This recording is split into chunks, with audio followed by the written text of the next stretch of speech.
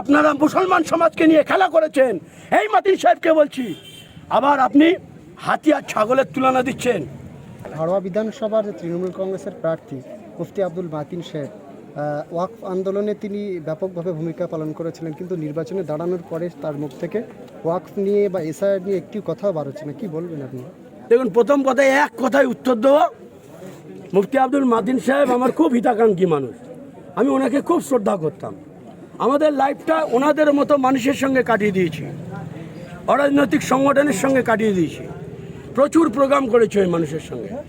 ওনারা যে শিক্ষা, যে দীক্ষা দিয়েছে, আমরা সেটা নতমস্তকে মেনে নিয়েছিলাম।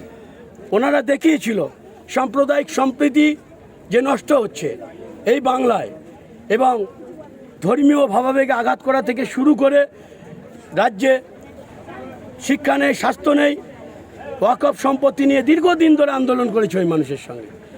কিন্তু ওই যে এক মন দুধে এক ফোঁটা ছোনা, উনি যে কতটা সংখ্যালঘু দরদি, কতটা মাদ্রাসা দরদি, কতটা শিক্ষা দরদি, কতটা সাম্প্রদায়িক সম্প্রীতি রক্ষাকারী, সেটা উনি তা ব্যক্ত করে দিয়েছেন কিছুদিন আগে।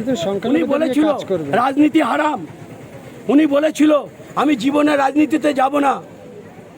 অথচ যখন আমরা অরাজনৈতিকভাবে ওনাদের সঙ্গে ছিলাম, কাজ করেছি, তিনি বলেছিল অরাজনৈতিকভাবে কাজ করে এই সমস্যার সমাধান করা যাবে না, একটা নিজস্ব প্ল্যাটফর্ম তৈরি করতে হবে।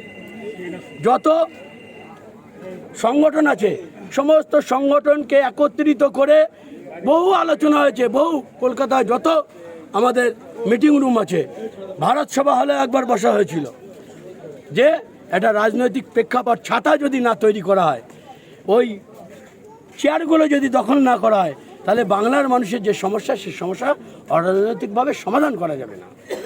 কিন্তু তারা সেইভাবে হয়তো করে উঠতে পারেননি। আব্বাস সিদ্দিকী, নওশাদ সিদ্দিকী যখন তারা তাদের প্রচেষ্টায় বাংলার মানুষের স্বার্থে, সম্প্রীতির স্বার্থে তারা যখন একটা দল গঠন করেছে, সেই দলটা যখন প্রচার প্রসার হচ্ছে, আজকে বাংলা জুড়ে তাদের নাম, আইএসএফে জয়েন করার জন্য মানুষের হিড়িক লেগে গেছে তাদের কর্মকাণ্ড দেখে। তিনি তখন কি বলছে, কুজোর চিঠে শোয়ার ইচ্ছা হয়েছে, ফজা এবার এমএলএ হবে, ফজা এবার দেশ রক্ষা করবে, ফজা এবার দেশের প্রধানমন্ত্রী হবে।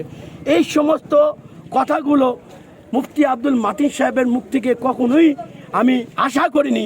তিনি সেই সমস্ত কথাগুলো ব্যবহার করেছিলেন, আব্বাস সিদ্দিকী, নওশাদ সিদ্দিকীকে কটাক্ষ করেছিলেন। কিন্তু আজকে তিনি সেই রাজনৈতিক দল, তাঁর কাছে কি করে হারাম হলো, আমরা আপনাদের মাধ্যমে মাতিন সাহেবকে জানতে চাই।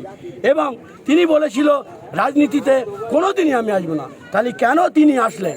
আমি কিন্তু নওশাদ মাতিন সাহেবের মতো লোক রাজনীতিতে আসুক, আমি কিন্তু চাই। ওনাদের মতন মানুষ রাজনীতিতে আসলে, ভালো ভালো মানুষ রাজনীতিতে আসলে পরিবেশ ভালো হবে, মানুষ তার ন্যায্য অধিকার ফিরে পাবে, এটা আমি চাই।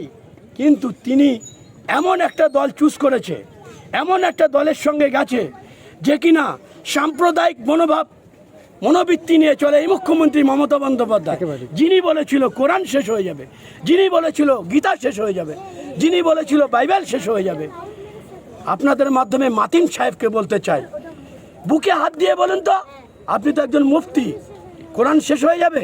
সেই কোরআন বিরোধী মমতা বন্দ্যোপাধ্যায়, তৃণমূল কংগ্রেস, সেই দলে আপনি কিসের ভিত্তিতে, আপনি দেন না ফতোয়া, কিসের ভিত্তিতে জয়েন করলেন? আপনি মমতাকে মুরিদ করতে গেছেন, না মমতা আপনাকে মুরিদ করলো?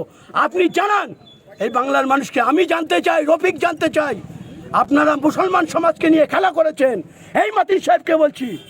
আবার আপনি হাতি আর ছাগলের তুলনা দিচ্ছেন। আপনি একটা সাম্প্রদায়িক দলে গেছেন, আর আব্বাস সিদ্দিকী, নওশাদ সিদ্দিকীকে ছাগল বানাচ্ছেন, ছাগল, আর আপনি হাতি। কথাবার্তা একটু ঠিক করে বলেন। আপনি একজন আলেম, বাংলার যেমন মুসলমান সমাজ আপনাকে দেখছে, তেমন হিন্দু সম্প্রদায়ের মানুষও দেখছে। এমন ভাষা ইউজ করবেন না, যেহেতু আপনার মুসলিম লেবাজ আছে, আপনার সঙ্গে এই কম একটা জড়িয়ে আছে, আপনার জন্য যেন ওই কমের বদনাম না হয়। পলিটিক্স করছেন, পলিটিক্স করেন, ভাষা সংযুক্ত রাখেন। আমি আপনাদের মাধ্যমে মাতিন সাহেবকে বলতে চাই। হাড়োয়া বিধানসভায় আপনারা কতটা জয়ের আশাবাদী? শুনুন, শুধু হাড়োয়া বিধানসভা নয়, আমরা ভাঙড় পাচ্ছি, ক্যানিং পাচ্ছি, আমরা হাড়োয়া, দেগঙ্গা, আমডাঙ্গা, আরও বাদুড়িয়া, আপনার মিনাকা। শুধু এই নয়, এবারে 2026-এ বাংলায় মিরাক্কেল হবে। যেমন 2011 সালে সিপিএম ভাবতে পারেনি যে আমরা এইভাবে ডুবে যাব বা বাংলা থেকে সরে যাব, বাংলার মানুষ আমাদেরকে উপেক্ষা করবে। ঠিক ততটাই তৃণমূল কংগ্রেসে ভাবিনি যে আমরা এতটা সিট নিয়ে বাংলার মসনদ দখল করব। সেই দিন 2011 সালে কোনো সমীক্ষা কাজ করেনি।